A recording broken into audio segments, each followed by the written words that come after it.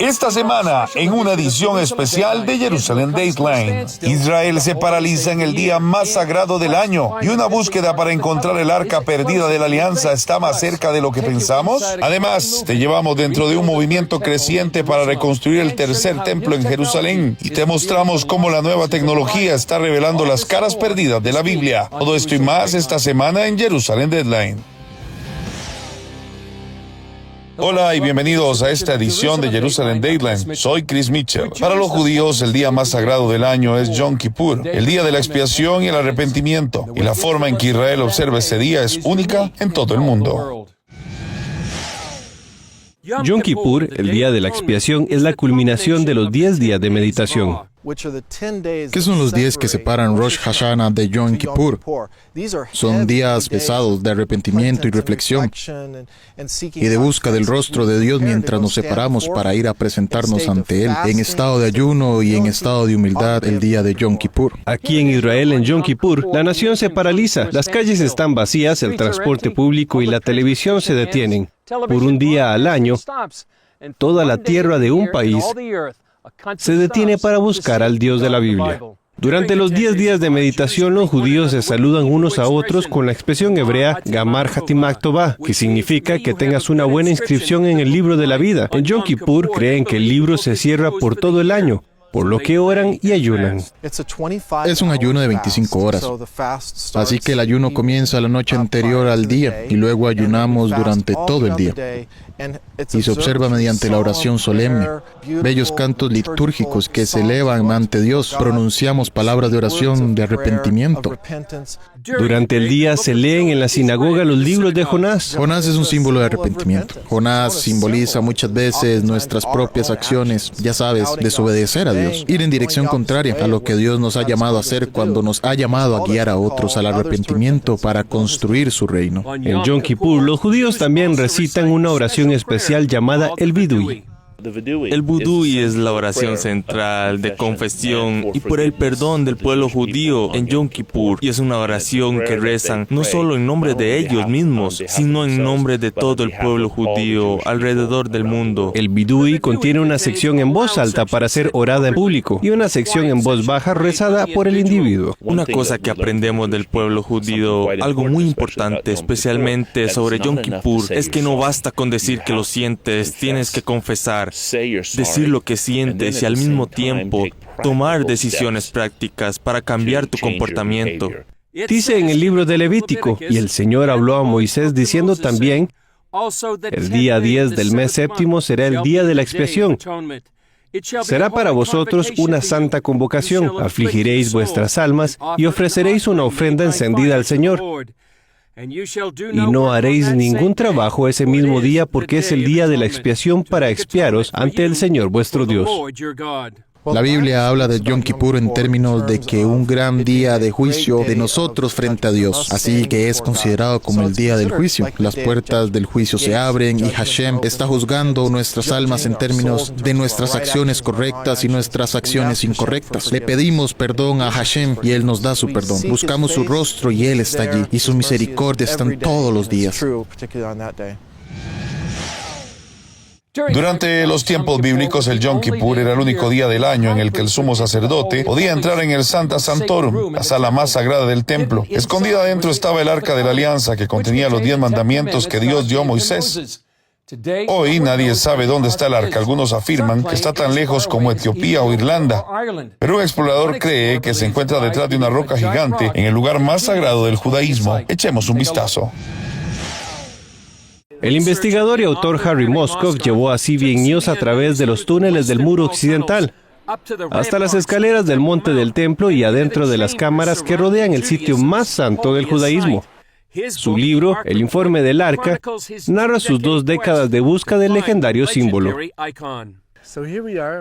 Dice que una de las teorías es que fue sacado del templo y llevado a Jericó, a 18 millas de distancia. En Jeremías se dice que algunas de las vasijas del templo salieron, escaparon, por así decirlo, a través de esta zona en la destrucción del primer templo. Pero Moskov nos llevó a un lugar donde cree que se encuentra el arca. Esta sección en particular del muro occidental es realmente fascinante porque esta piedra pesa 570 toneladas. Moskov cree que una pista clave se encuentra detrás de esta roca gigante y dice que las herramientas de búsqueda de alta tecnología dan credibilidad a su teoría. Hace 2 años, la Universidad de Nebraska realizó pruebas con sonares, etc., utilizando ondas electromagnéticas. En realidad encontraron lo que se llama un espacio de almacenamiento frente a aquí. Así que, en realidad, ha habido un propósito para poner esta piedra gigante, esta losa gigante aquí. Una de las razones, en mi opinión, es proteger lo que sea que está del otro lado. Y de acuerdo a mi teoría, de donde el arca fue realmente enterrada por el rey Josías, creo que fue en el 568 a.C., detrás de estas rocas, estas enormes piedras. De hecho, bajo el monte del templo yacen docenas de túneles y cámaras subterráneas. En aquel entonces, hace 150 años, Charles Warren fue e hizo un estudio. Nada se ha hecho por motivos políticos, por desgracia, desde entonces. A nadie se le ha permitido siquiera poner una pala, nada. Pero básicamente ellos fueron los que inspeccionaron toda la zona, fueron los que eligieron los túneles, etc. No pudieron encontrar el arca. Tal vez no era el momento. Warren, un explorador británico, documentó esos túneles a petición de la reina Victoria. Solo uno de los muchos que a lo largo de la historia buscaron el arca. Cuando personas como los cruzados y los templarios, incluso en el fondo de exploración de Palestina, que fue encargado originalmente por la reina Victoria, vinieron a lo largo de los siglos a buscar el arca. Lo que buscaban era una caja dorada con los pentagramas, pero lo que realmente deberían haber estado buscando es una habitación. Moskov dice que el lugar santísimo original tenía otra cámara justo debajo. En realidad, en el propio plano del primer templo, se debía construir una cámara exactamente igual al lugar santísimo, exactamente el mismo nivel de santidad que la que estaba justo encima. Estaba preparada desde el principio para albergar el arca, con el suelo de oro y todo lo demás. Así lo construyó Salomón para que el arca pudiera bajar. ¿Cree que habrá un momento en el que el arca misma, cuando sea el momento adecuado, será revelada? Así es, el momento es increíblemente importante, increíblemente significativo. Obviamente, es un descubrimiento bíblico revolucionario que cambia las reglas del juego. Mi opinión personal es que cuando suceda no será de forma clandestina, donde nos colocamos por estos túneles, ya me entiendes, y lo sacamos a la luz al amparo de la oscuridad. Será una gran ocasión y ayudará a atraer al Mesías. Será algo de lo que todas las naciones realmente se regocijarán. Moskov atribuye el renovado interés a Indiana Jones y el arca perdida y el interés renovado. Hay algunas cosas que tienen razón sobre el poder del arca y sus fuerzas destructivas. No deben caer en las manos equivocadas. Y saben dónde está, por así decirlo. De repente se convirtió en una cosa. ¿Sabes qué es el arca de la alianza? ¿Qué es eso? Sí, en cierto modo lo puso en la cara del público y tal vez ese fue su mejor éxito. ¿Qué cree que es lo más importante que la gente debe saber sobre el arca de la alianza? Es algo real. Al igual que hace 2700 años, sigue existiendo hoy en día. Tienen las tablas rotas que Moisés estrelló en el monte Sinaí y las segundas tablas. Realmente vamos a verlo con suerte en nuestra vida otra vez. Es un catalizador para que venga el Mesías. Hasta que sea revelada, el arca de la alianza construida por Moisés en el desierto continuará fascinando al mundo. Más adelante, la destrucción del segundo templo en el año 70 después de Cristo conmocionó al mundo judío. ¿Ya viste lo completa que es la app de Superlibro? En esta Biblia encontrarás versiones en muchos idiomas. En español podrás encontrar 3 versiones. También está la opción que te permite escucharla sin tener que leerla. Y lo mejor es que puedes seguir escuchándolo con el teléfono bloqueado. Conforme vas leyendo, verás 4 iconos diferentes en medio de la lectura, que te conectarán con la sección de personajes, respuestas bíblicas, juegos y videojuegos que están relacionados al pasaje. ¡Qué útil!, ¿verdad? Y para hacerla mejor, tienes un buscador donde podrás encontrar tu texto favorito fácilmente. Si aún no tienes esta increíble app, puedes descargarla gratis en Android o iOS. ¿Qué estás esperando? Aprende más de la Biblia con la app de Superlibro.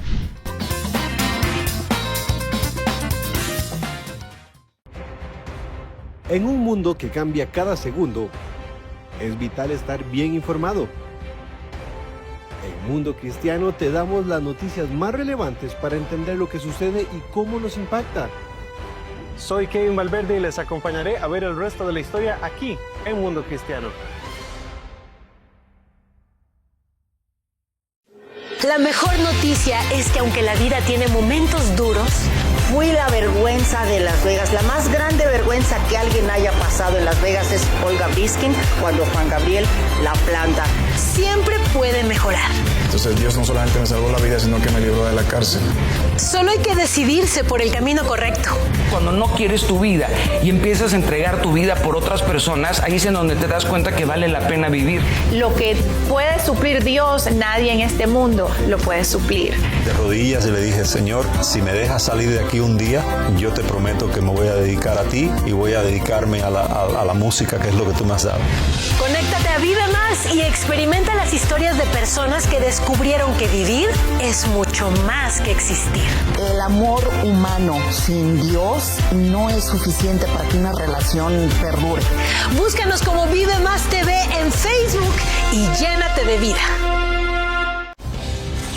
Es un elemento clave de la profecía bíblica que implica el regreso de Jesucristo a la tierra, la construcción de un tercer templo en Jerusalén. Ahora hay un movimiento en Israel para hacerlo realidad, y fue posible cuando Israel capturó el monte del templo durante la Guerra de los 6 Días en 1967. El 7 de junio de 1967, el comandante de la brigada israelí Mota Gur hizo un anuncio que los judíos habían esperado oír durante 2000 años.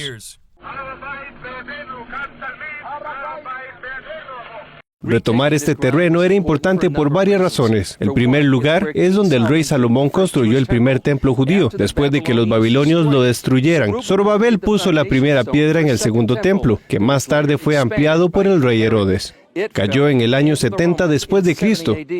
Cuando el comandante Gur declaró que el monte del templo volvía a estar en manos judías, se reavivó la esperanza de un tercer templo largamente esperado. La guerra de los 6 días fue un milagro de proporciones bíblicas y supuso la apertura cataclísmica de una nueva era para Israel y el mundo entero.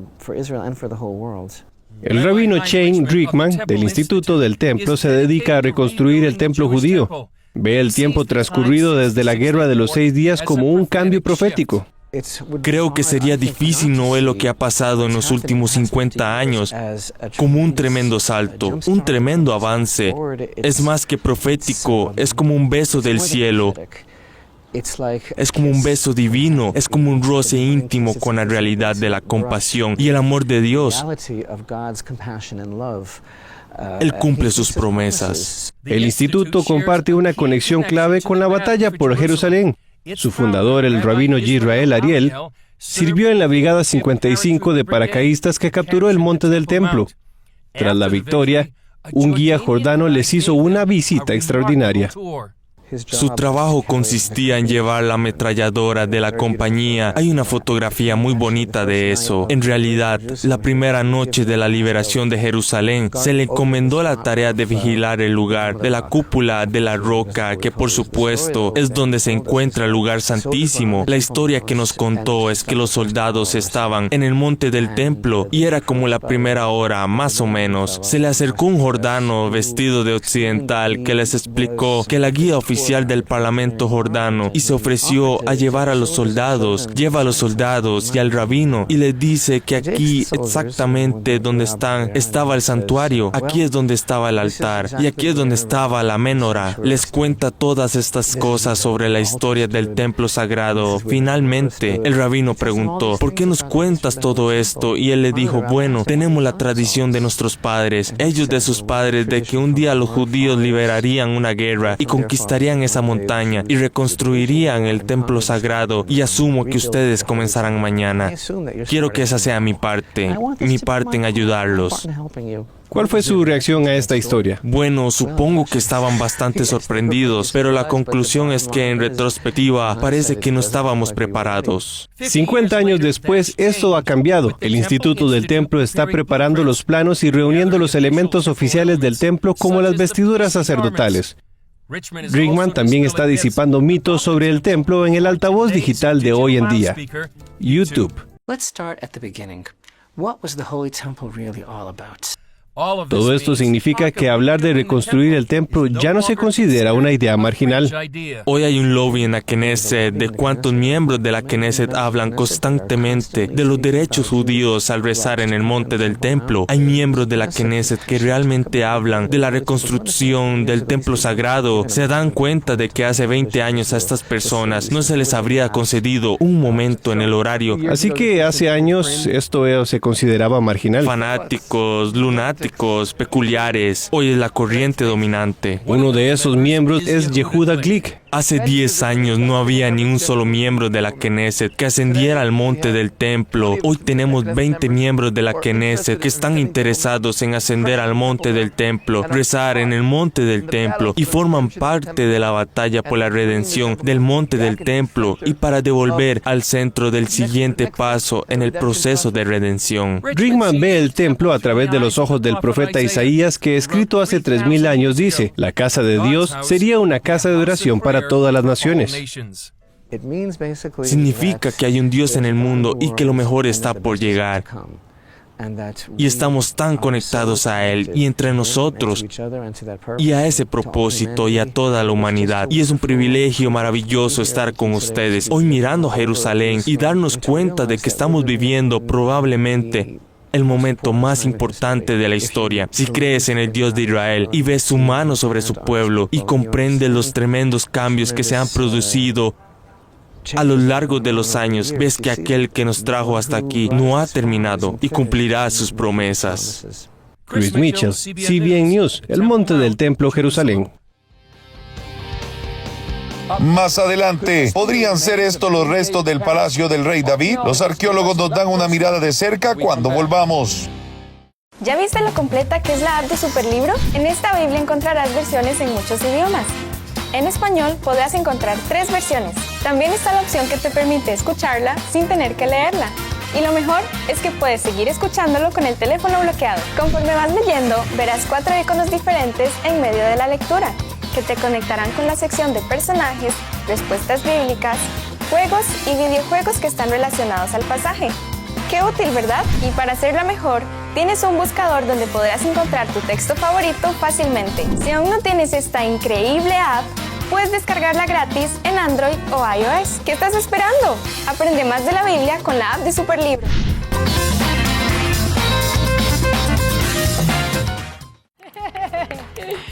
Ay, cada vez que nos vemos en televisión el tiempo se pasa volando, ¿te has dado cuenta? Media hora no nos basta, pero te tengo una buena noticia, porque ya puedes visitarnos en nuestro canal de YouTube y suscribirte. Tendrás acceso a contenido exclusivo, más invitados, más historias, por supuesto, más inspiración, cada vez que quieras y desde donde quieras. YouTube, ahora, vive más. Hola, soy Francisco Laínez desde El Salvador. Desde cualquier parte del mundo le contamos cómo las decisiones políticas, catástrofes naturales o movimientos sociales afectan a la iglesia cristiana y cómo esta afecta al mundo entero. Llegamos hasta donde usted está para contarles el resto de la historia. Y somos Mundo Cristiano. En un mundo que cambia cada segundo, es vital estar bien informado. En Mundo Cristiano te damos las noticias más relevantes para entender lo que sucede y cómo nos impacta. Soy Kevin Valverde y les acompañaré a ver el resto de la historia aquí en Mundo Cristiano. ¿Fue el rey David de la Biblia un hombre o un mito? Esa es la pregunta que los excavadores intentan responder mediante la arqueología bíblica. Echamos la vista atrás a un reportaje que hicimos hace unos años sobre lo que podrían ser restos del palacio del rey David. La corresponsal de CBN News, Julia Stoll, nos lleva al lugar donde se llevó a cabo la excavación. A unos 30 kilómetros de Jerusalén, los arqueólogos han encontrado el mejor ejemplo de ciudad fortificada de Judá de la época del rey David. Identificada con la bíblica Sharajim, la ciudad dominaba el valle de La, donde David mató a Goliat. Antes de que excaváramos aquí había muchos debates sobre el rey David, sobre si era un gran personaje histórico o no, sobre si llegó a tener un reino en 4 ciudades diferentes. El profesor de arqueología de la Universidad Hebrea Yossi Garfinkel dice que aunque David es famoso en la Biblia, no se había encontrado ninguna evidencia de su tiempo como rey en Hebrón o en Jerusalén. Así que la gente empieza a preguntarse, bueno, tal vez es mitología, tal vez no son solo historias, tal vez nunca existió, o sí existió. Era solo un jeque beduino que vivía en una tienda de campaña, pero sin reino real. Eso cambió hace 7 años cuando comenzaron las excavaciones aquí. Después de 2 o 3 temporadas resulta que tenemos una gran ciudad aquí, que fue fuertemente fortificada. Algunas de las piedras aquí son de hasta 8 toneladas. Esto no es un pequeño pueblo, esta es una fortaleza. No todos comparten este entusiasmo. Algunos arqueólogos advierten que el sitio podría haber pertenecido a otros reinos. Muchos creen que no hay pruebas reales de que el rey David existiera, pero Garfinkel está convencido. Encontraron un palacio de 1,000 metros cuadrados en el centro del sitio. Tenía una vista excelente desde el mar Mediterráneo hasta las montañas de Hebrón y Jerusalén. Otro edificio habría sido utilizado para almacenar impuestos. ¿Cómo se recaudaban los impuestos en la antigüedad? La gente no tenía salarios, no tenía impuestos sobre la renta como hoy, pero la gente era agricultora, así que todos tenían que donar algo de su producto. Trigo, cebada, legumbres, etc. Y esto se almacena en grandes tinajas y en un edificio central. No se encontraron huesos de cerdo en el yacimiento, lo que demuestra que la gente seguía el mandamiento bíblico de no comer cerdo. Garfinkel dijo que todos los descubrimientos se suman. Es diferente de la Filistea, de la Cananea o del reino de Israel. Así que nuestra conclusión es que esta ciudad es de la época del rey David. La excavación en Kirbet Caiafa pronto terminará mientras los arqueólogos buscan más respuestas en otro lugar de excavación. Esta zona se va a convertir en un parque nacional para desarrollar el lugar, que sea una zona turística para que los turistas de Israel y del extranjero puedan venir y ver el paisaje y ver el único lugar en el mundo donde se puede ver una ciudad de tal época del rey David. Julie Stoll, CBN News, Kirbet Caiafa, Israel. A continuación, increíble tecnología revela los rostros perdidos de los personajes más importantes de la Biblia. La mejor noticia es que aunque la vida tiene momentos duros, fui la vergüenza de Las Vegas. La más grande vergüenza que alguien haya pasado en Las Vegas es Olga Biskin cuando Juan Gabriel la planta. Siempre puede mejorar. Entonces Dios no solamente me salvó la vida, sino que me libró de la cárcel. Solo hay que decidirse por el camino correcto. Cuando no quieres tu vida y empiezas a entregar tu vida por otras personas, ahí es en donde te das cuenta que vale la pena vivir. Lo que puede suplir Dios, nadie en este mundo lo puede suplir. De rodillas y le dije, Señor, si me dejas salir de aquí un día, yo te prometo que me voy a dedicar a ti y voy a dedicarme a la música, que es lo que tú me has dado. Conéctate a Vive Más y experimenta las historias de personas que descubrieron que vivir es mucho más que existir. El amor humano sin Dios no es suficiente para que una relación perdure. Búscanos como Vive Más TV en Facebook y llénate de vida. Ay, me encanta leer los comentarios que nos dejas en redes sociales. Mira este que nos llegó, dice, ¿por qué Vive Más dura tan poquito? Yo estoy completamente de acuerdo, tienes toda la razón. Por eso tenemos una buena noticia, porque acabamos de lanzar nuestro propio canal de YouTube para que puedas disfrutar mucho, pero mucho más de Vive Más cuando quieras y desde donde quieras. Te invito a que nos visites y te suscribas. Nos vemos en el YouTube de Vive Más. Hola, soy Francisco Laínez desde El Salvador. Desde cualquier parte del mundo le contamos cómo las decisiones políticas, catástrofes naturales o movimientos sociales afectan a la iglesia cristiana y cómo esta afecta al mundo entero. Llegamos hasta donde usted está para contarles el resto de la historia. Y somos Mundo Cristiano. Hola, soy Josabeth Carchi, desde Ecuador, desde cualquier parte del mundo. Le contamos cómo las decisiones políticas, catástrofes naturales y movimientos sociales afectan a la iglesia cristiana y cómo esta afecta al resto del mundo. Llegamos hasta donde usted está para contarles el resto de la historia. Y somos Mundo Cristiano. Creemos que es fundamental estar bien conectados e informados, compartir noticias importantes y concisas, saber lo que pasa en todo el mundo y conocer cómo esto nos repercute. Soy Kevin Valverde y les estaré acompañando aquí en Mundo Cristiano.